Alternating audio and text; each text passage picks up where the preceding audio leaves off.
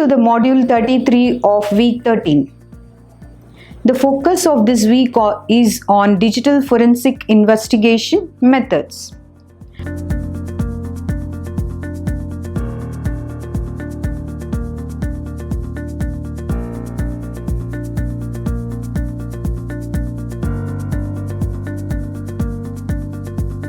In this module, we are going to discuss the details of conducting digital forensic investigation. First, let us see what is the necessity for considering the digital and forensic evidences during the cybercrime investigation process. Computers are generally used as tools for committing crime, but due to the rapid developments in digital forensics, computers can also be used to get rid of cyber crimes. Any information that is stored or transmitted in binary form, that is basically a 0 or 1, is referred to as the digital form, and the evidence collected subsequently in this form is known as the digital evidence. The law enforcement agency incorporates the collection and analysis of digital evidences to fight against electronic crimes. The challenge here is to train the officers to collect the digital evidences and keep up with rapidly evolving digital technologies. Now let's focus on digital forensic investigation. Computer-related crimes are on the increase today. We call it as cyber crimes, and therefore corporate security personnel and law enforcement agents must learn to obtain forensically sound electronic evidences stored in computers and other electronic devices legally. I would like to define the term digital forensics as follows.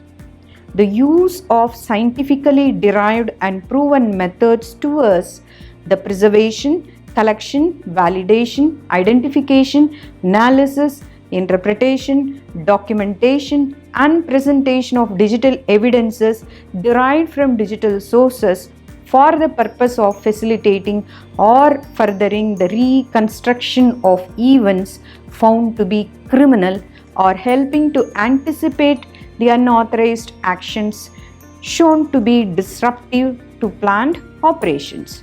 A very big definition, but of course it covers every feature of digital forensics. Next, the focus is why to investigate.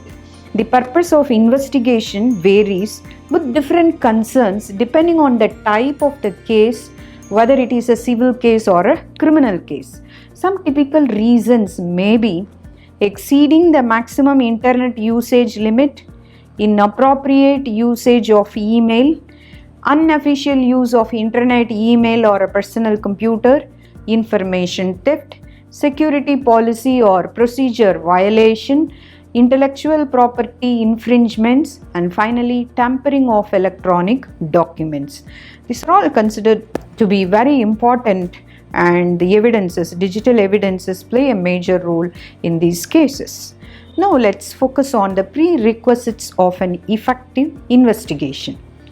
Prior to the investigation process, the investigator or the examiner should distinguish the expertise level of the actors involved in the case, such as the police officers or the lawyers. For this purpose, the examiner should have undergone the Department of Enterprise Services, that is in short known as DES, training with other sufficient case information such as computer hardware, software, operating system for conducting an effective investigation process and to manage the computer forensics in general.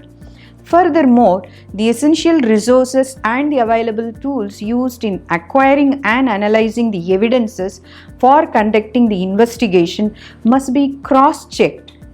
Now, let's focus on the process models which are very important for computer forensic investigations. Let's see that. When the investigation is conducted, the evidences are stored in a safe place known as the computer forensic lab. This is generally physically a highly secured place which prevents the evidences from being destroyed or corrupted.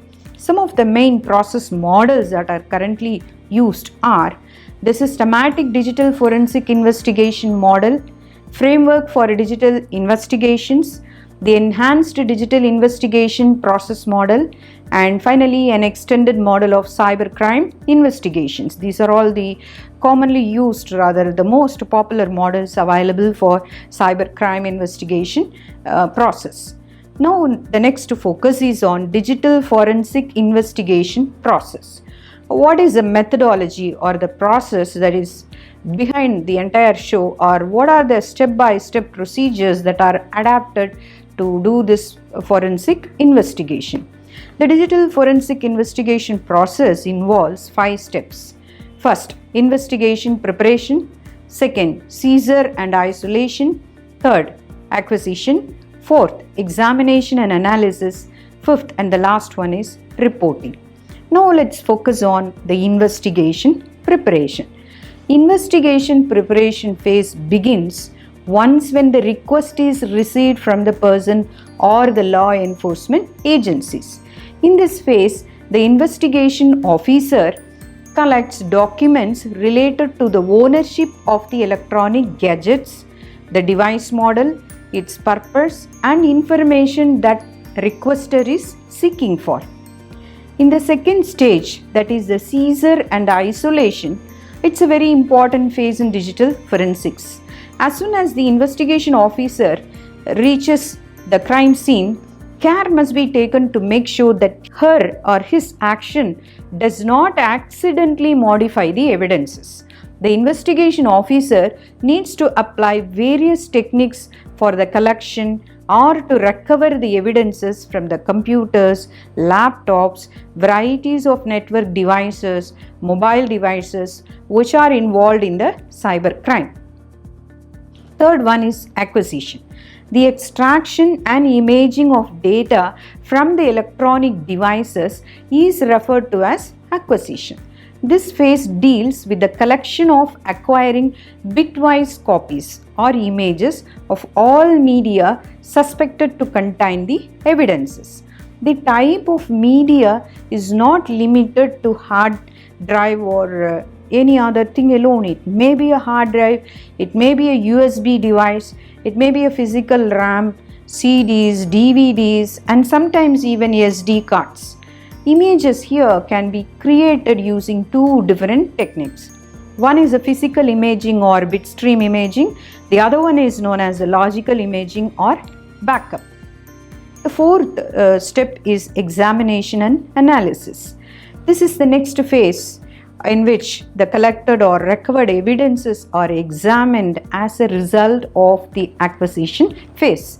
Here, the investigator uses various tools and techniques to find the potential evidence as per the case requirements.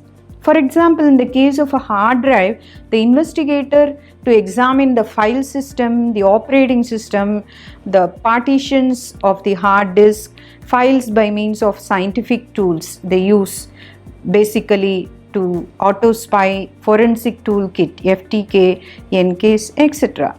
Here again there are 2 methodologies that are used to find the digital evidences. They are the keyword search and file carving. The last part of it is reporting, the most important. A collection of all findings of each phase and the final outcome of the investigation phase mainly depends upon the perfect reporting process. So naturally there are certain potential qualities that are attached to this report. So a typical report should contain the following information.